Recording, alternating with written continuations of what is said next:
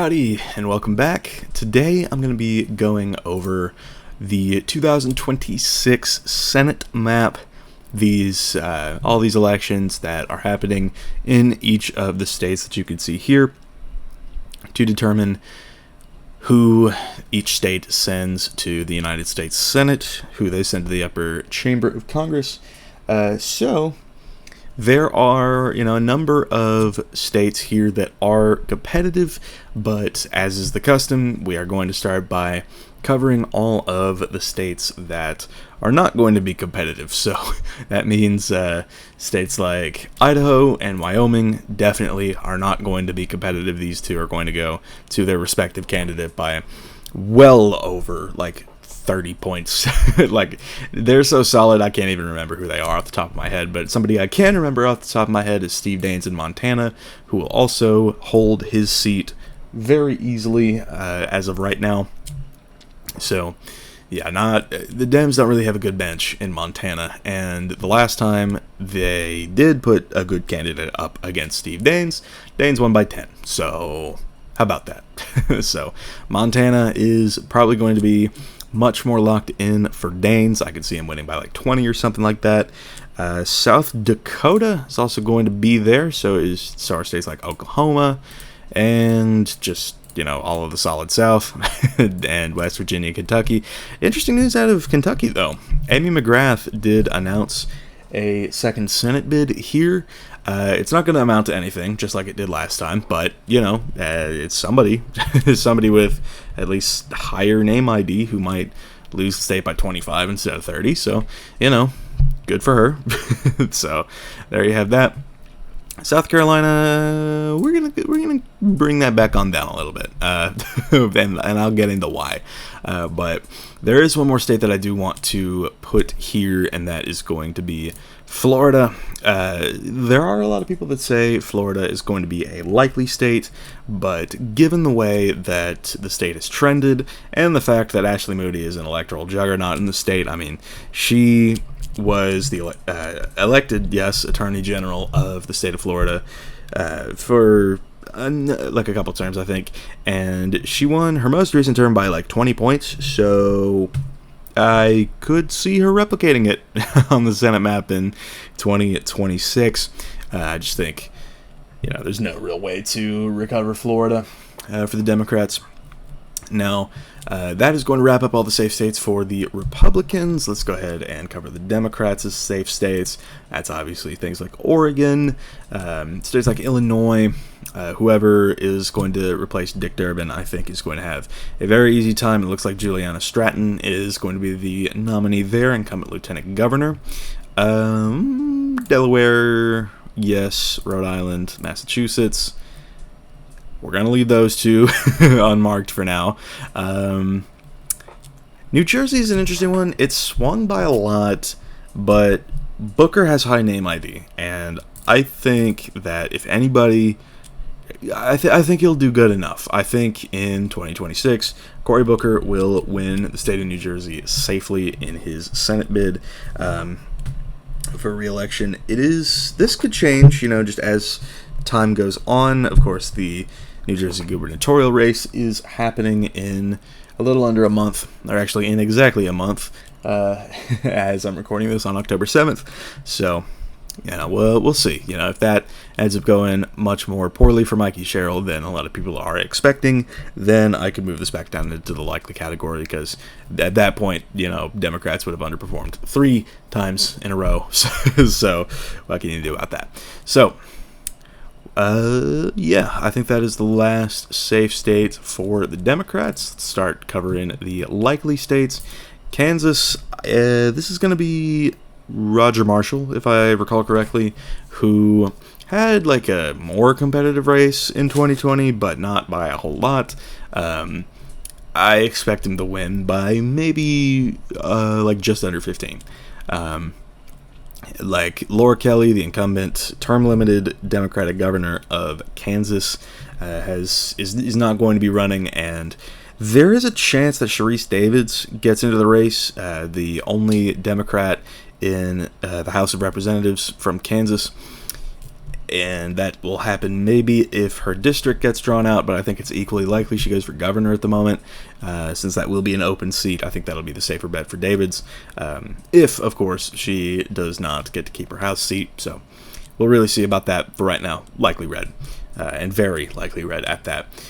Also on here is going to be Lindsey Graham's seat in South Carolina, and yeah, I mean, Graham is not really the most popular Republican, but he's going to win. This is not going to be too competitive. He won by 10 last time.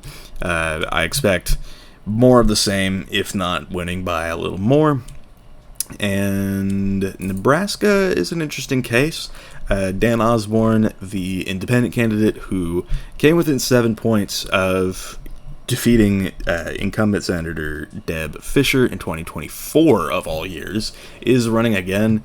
But the circumstances here are like, it was a better year for Republicans when he ran against a worse candidate, because Pete Ricketts is a much more popular candidate in Nebraska, and of course, being the incumbent senator, he's got that advantage as well. So I do think that Osborne is probably going to lose here by maybe 10. He's an outperformer for sure, and it'll be a worse year for the GOP, but ultimately Ricketts is going to come ahead by quite a bit. Also on the list, honestly, I'll go ahead and say Iowa. I'm not 100% on this.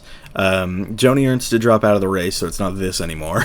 So I do think that if Ashley Hinson is the nominee, which is looking increasingly more likely as the days go by, she is a representative from the 2nd District, like in this area, the northeast area of Iowa, and she is not a bad candidate by any means. I don't think she's like a crazy outperformer, but she's not a bad candidate. She has a pulse and an R by her name. I think she's going to do fine, and she'll win in the state by maybe like 5 to 10. It's a big range, but I do expect Ashley Hinson to perform well enough there for that open seat. And I think that wraps up all of the likely red states. Yeah. I will go ahead, or no, I won't, because we haven't done the Democrats likely states yet. Anyway, Colorado is going to be there. John Hickenlooper is running for a 2nd term. He's relatively popular. Will he get it over 15? I don't know yet. I think it's going to be as blue as Kansas is red, that kind of thing. So that's something we can expect out of Colorado. New Mexico, I think Ben Ray Lujan is also going to win by maybe like 10 or so. He did underperform Biden by quite a bit in 2020, but yeah, I don't know how well he's going to perform, but I'm going to call it a likely margin in New Mexico. Mark Warner in Virginia is also going to get there. We'll see if this ends up going safe. we really will. I'm not 100% convinced just yet. After this next month, we're really going to see better data out of New Jersey and Virginia. So we're going to see, because I think Warner has the potential to win this by over 15. So we're going to have to see how that goes. Minnesota is going to join the bunch for the Democrats. The same Republican from 2024, Royce White, is running again. Seems to have the nomination cinched. I think that he is just not going to perform too well. He was very extreme. Klobuchar won by 15.7 in the last election, in a red wave year, mind you. So I think, granted, Klobuchar is very popular, but I think that in 2026, this state will go likely blue. It'll probably elect a Democrat, whichever one that ends up being, maybe Peggy Flanagan, something like that, probably by 12 to 14 points. That's how I expect it to go if Royce White is the Republican. So doesn't get into safe territory, but it's up there. So the Republicans are in an interesting position in some of these remaining states. All of these I do truly think are going to be 5 points or under, except maybe Alaska. I am not sure if Alaska is going to be under 5 points. I'm just putting it here because I think it'll be like at 5 at the moment. It's kind of just on the cusp of being likely. But Mary Peltola has entered into this race. is speculated, rather, to have entered into this race, it is likely that she runs. And if she does, then we get here. But if not, it's probably going to be here. So, under the assumption that it's Mary Peltola for the Democrats, I do think that Alaska will be likely red. So, if Mary Peltola runs, it'll be lean red. So we're going to see Dan Sullivan is running for another term, so it is like a strong-ish Republican incumbent against a very strong and popular Democrat. But Alaska's partisan lean, I think Sullivan is going to skate by on that alone. Like, I think this is like the battle of the titans in terms of each party in Alaska. This is like the best person that they could both send. So that in mind, I think Sullivan hangs on by like a good enough amount, but we could see this race get kind of interesting. It's all going to really depend on how this next year or so goes. Ohio is also going to be here. John Husted, the lieutenant governor, appointed senator by Governor DeWine. He's a lot like Ashley Hinson over in Iowa. He's very not controversial for a Republican, and I think that he's probably going to win off of that. He's not like this super unpopular and bad candidate like Bernie Moreno was. But I do think that Sherrod Brown, who has entered into this race, is going to bring it under 5. But again, Husted is not necessarily a bad candidate for the GOP. I think Husted will win this race, and it'll be closer. It'll be close-ish, because Brown is a very strong candidate for Ohio, but Ohio is a pretty red state, and I think that Husted is going to hang on here. If this was a rematch between Moreno and Brown, I think I might say this, and I'm not kidding about that, but for the moment, I do think that Husted, just being this, non-controversial candidate and incumbent, I think he'll be okay. So, yeah, I meant to characterize New Hampshire a lot earlier. This is going to be Chris Pappas running for the seat. He is an incumbent congressman from the House of Representatives. He is running in the state, and the GOP, they have some good candidates in the Sununus, right?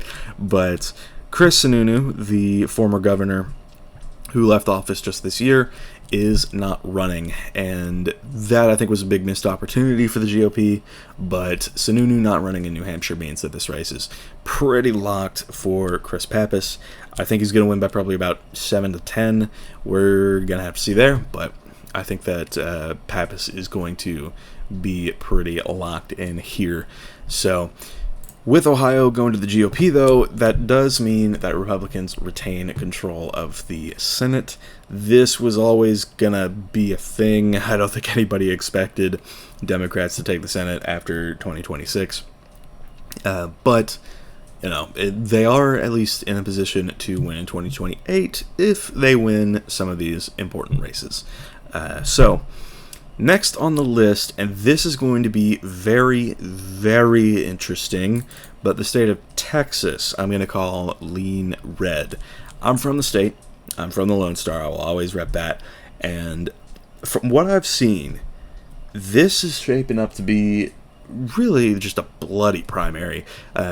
Incumbent Senator John Cornyn, since 2002, I was like, what, 10 weeks old when he was sworn in, because it was like early December of 2002. So, yeah. Cornyn, I think, is going to win by maybe here, no matter who the Democrat is. But Ken Paxton, our incumbent attorney general, riddled with scandals, just absolutely plagued, awful candidate if I'm being real. He was impeached by the Republican supermajority House of Representatives. So, yeah, it's looking like he is going to win the primary. He's been polling very ahead this whole time, and I think that Paxton is going to win the primary, but it all hinges on who the Democrats nominate. And if Colin Allred is the Democrat, this race would probably go to Paxton by maybe 3 to 4. But if it's James Tallarico, we really have a toss-up race on our hands. Tallarico, I think, does speak to like parts of the base in Texas that just have not turned out. He is the type, he's like a Beto type. Like, he'll get people to turn out, and he'll run a strong campaign. He is the strongest Democrat. He's sort of like a counter to Paxton, and I could get into that in a later video, but he's like a counter to Paxton, and it's all going to come down to, like, does Tallarico outrun the partisan lean of the state? But that's if he gets the nomination, which right now he is polling a little bit behind Colin Allred, who ran for Senate in 2024 against Ted Cruz, outperformed Kamala Harris, of course, by over 5%, but still lost by 8.5%. So, yeah. So, Allred sort of having that stench on him, I don't think is going to treat him too well in the general. But, yeah, if he wins the primary, then I think Paxton will win this race. But if Tallarico wins the primary for the Dems and Paxton wins the primary for the GOP, this is going to heat up a lot, and I don't know where I'm going to put it until probably Election Day. So this is one to watch. Now, I always wax poetic about my home state, but let's continue on to the state of Georgia. This is incumbent Jon Ossoff running against what's likely to be Mike Collins, I think is leading in the polls there for the GOP primary. There's a couple people running there. I think Buddy Carter, that's his name. He's also running in Georgia for the GOP nomination. But Collins is ahead right now, and if we're going off of that, Collins or Carter, I do think would lose to Ossoff by like 2 to 4. 2 to 5, give or take, because the year is going to be favorable for the Dems, and Ossoff is a very strong incumbent. He has raised more money than anybody else on the board right now. So Ossoff, I think, is going to be in a pretty good position there. North Carolina is up next. Former Governor Roy Cooper is running against former RNC chair Michael Whatley, and yeah, both of them have a pretty cleared field. There will not be any sort of bloody primary action going on in either of these states. I do think that North Carolina will go to Cooper, maybe by like 1 to 3, because North Carolina inherently is a red state.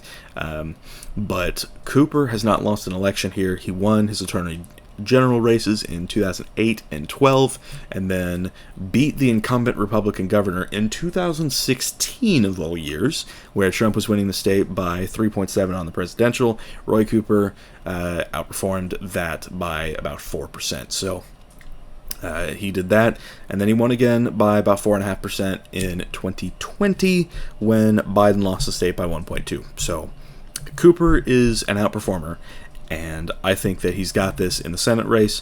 Whatley is not the strongest Republican. He's kind of low name ID. He also doesn't really have too many controversies attached to him necessarily, so he's not like a terrible candidate, so to speak, but he's not like this super strong recruit. And there really isn't a super strong recruit in North Carolina that I can see. It's sort of just the Dems that have really strong recruits here. There's nobody that jumps out at me, because a lot of these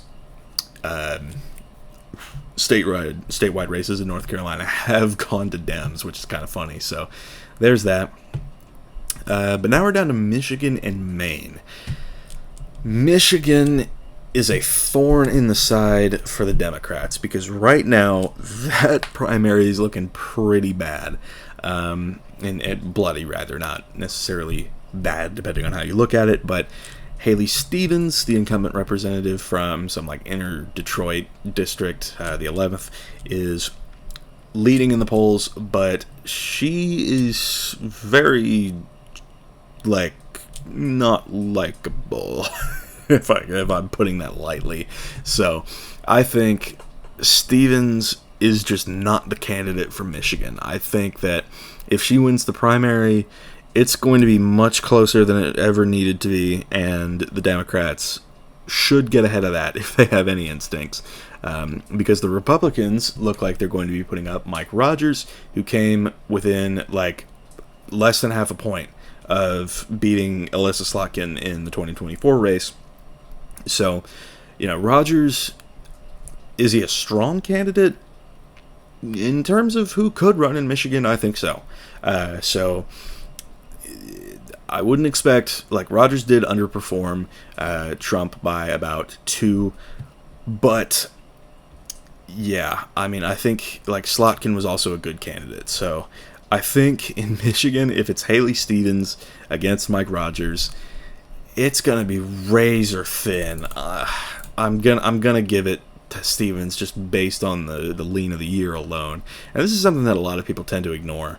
I think, like, candidate quality really matters, and nominating Haley Stevens in Michigan is, like, I'm not kidding, it's like maybe not as flagrant as somebody like Kari Lake in Arizona, but nominating somebody like Sam Brown in Nevada, or Eric Hovde in Wisconsin, or like, what else? Herschel Walker in Georgia. So it's like one of those like D-tier candidates, and Michigan just doesn't really have like a super strong recruit at the moment, but there are other better names in that primary that I think could win it by more.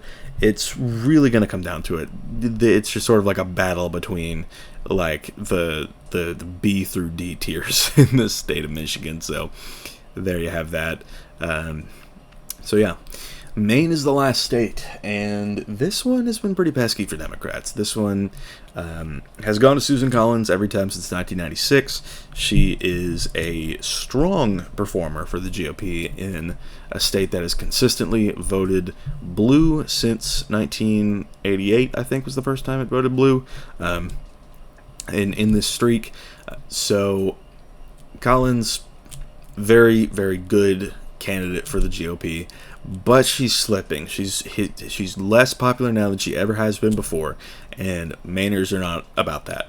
So she's still going to have a lot of crossover support, but the year is going to be very favorable for the Democrats, and it's all about finding the right candidate. And a lot of Democrats have just been scared of her. Like, there's so many Democrats running for the governor's race in Maine, since Janet Mills is term limited, but not a lot running for Senate. Now, Graham Plattner is the biggest name in the ring right now, but he's not, like, he doesn't really have any elected experience.